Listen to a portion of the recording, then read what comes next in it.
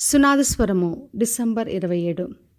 అతడు ప్రభు యొక్క క్రీస్తును చూడక మునుపు మరణం పొందుడని అతనికి పరిశుద్ధాత్మ చేత బయలుపరచబడి ఉండెను. లూకాసు వార్త 2వ అధ్యాయము 26వ వచనం. యెరూషలేమునందు సిమియోను అను ఒక మనుష్యుడు ఉండెను. అతడు నీతిపరుడును భక్తిపరుడై ఉండి ఇశ్రాయేలు యొక్క ఆదరణ కొరకు కనిపెట్టేవాడు. పరిశుద్ధాత్మ అతని మీద ఉండెను. క్రీస్తును చూడక మునుపు మరణం పొందడని అతనికి పరిశుద్ధాత్మ చేత బయలుపరచబడింది. మరి ఆత్మవశుడే ఆయన దేవాలయంలోకి వచ్చి శిష్యువైన యేసును తన చేతులతో ఎత్తుకొని దేవుని స్తుతిస్తూ ఇలా చెప్పాడు: నాదా, ఇప్పుడు నీ మాట చొప్పున సమాధానంతో నీ దాసుని పోనిచ్చుచున్నావు.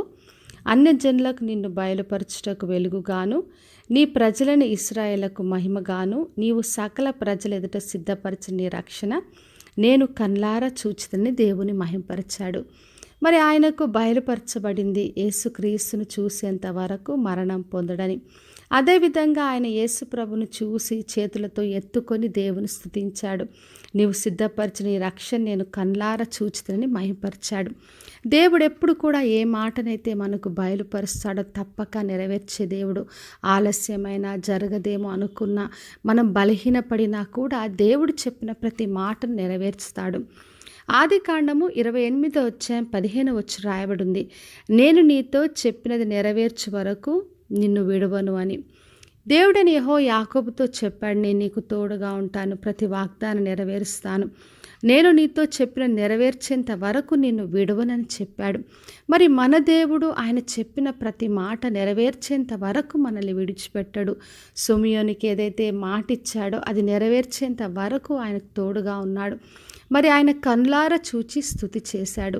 కాబట్టి నా ప్రియ సహోదరి సహోదరా, మన దేవుడు మాట తప్పని దేవుడు. ఆయన ఏదైతే మనకు పరిశుద్ధాత్మ చేత బయలుపరుస్తాడో తప్పక తన సమయంలో నెరవేరుస్తాడు. కాబట్టి విశ్వాసంతో దేవుని మాట కొరకు కనిపెడదాం. ఏ విధంగా సిమియోను మరి దేవుడిచ్చిన మాటను కన్లారా చూసి యేసుప్రభును స్తుతి చేశాడో, మహిమపరిచాడో తండ్రిని, అదేవిధంగా మనము కూడా దేవుడిచ్చిన ప్రతి దర్శనం ప్రతి మాట నెరవేర్చేంత వరకు ఆయన మనల్ని విడిచిపెట్టడు.